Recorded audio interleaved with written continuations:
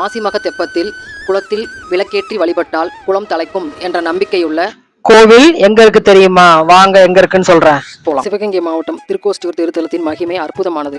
திருக்கோஷ்டியூர் தலத்தின் வடகிழக்கு திசையில் கிணற்றில் கங்கை நதி பிரவாகித்து வந்தது என்று விவரிக்கிறது ஸ்தல புராணம். இங்கு ஆண்டுதோறும் மாசிமக திருவிழா தெப்பத் திருவிழாவாக விமர்சையாக நடைபெறுகிறது.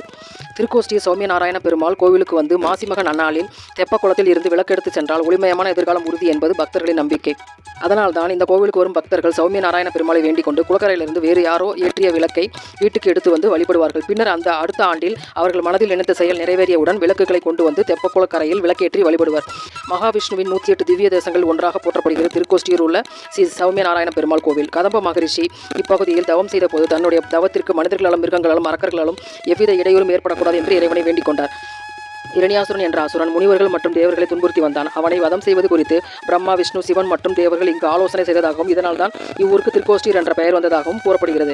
மந்திர உபதேசம் வேண்டி ராமானுஜர் திருக்கோஷ்டியூர் நம்பியை 18 முறை தேடி வந்தது இங்குதான். உலக மக்கள் அனைவருக்கும் ஓம் நமோ நாராயணாய என்ற 8 எழுத்து மந்திரத்தை ராமானுஜர் உபதேசித்ததால் திருமந்திரம் விளைந்த திவ்ய தேசம் என்ற பெருமை இதற்குண்டு. பேரழகு கொண்டவர் என்பதால் இங்கிருக்கும் பெருமாளுக்கு ஸ்ரீ சௌமிய நாராயணர் என்பது திருநாமம். பொதுவாக கோயில்களில் உற்சவர் விக்கிரகங்களை பஞ்சலோகத்தால் அமைப்பர். ஆனால் தூய்மையான வெள்ளியால் ஆன விக்கிரகம் இங்குள்ளது. இதை தேவலோக இந்திரனை தந்ததாக ஐதீகம். இப்பெருமானை திருமங்கையாழ்வார் வெள்ளியான், கரியான், மணிநிற வண்ணன் என்று போற்றுகிறார். இங்குள்ள தாயாருக்கு திருமாமகள், நிலா மாமகள், குலமாமகள் ஆகிய பெயர்கள் உண்டு. மகாமக கிணறு என்னும் சிம்ம கிணறு இங்குள்ளது. இதில் மாசிமகத்தில் நீராடுவது சிறப்பு. அதேபோல இன்னொரு புராண சிறப்பும் திருக்கோஷ்டியூருக்கு உண்டு. இரணியகசிபு என்ற அரக்கனை அழிப்பதற்காக சிவபெருமான், மகாவிஷ்ணு, பிரம்மா ஆகிய மும்மூர்த்திகளும் சேர்ந்து கூடி பேசினார்கள். புதிய அவதாரம் ஒன்றை உருவாக்கினார்கள். அந்த அவதாரமே நரசிம்ம அவதாரம் என்கிறது புராணம். அந்த அவதாரத்தை உருவாக்கும் நோக்கில் மும்மூர்த்திகளும் அமர்ந்து கூடி பேசிய திருவிடம் திருக்கோஷ்டியூர். கோஷ்டியாக எல்லோரும் கூடி பேசிய ஊர் என்பதால் திருக்கோஷ்டியூர் என்றானது.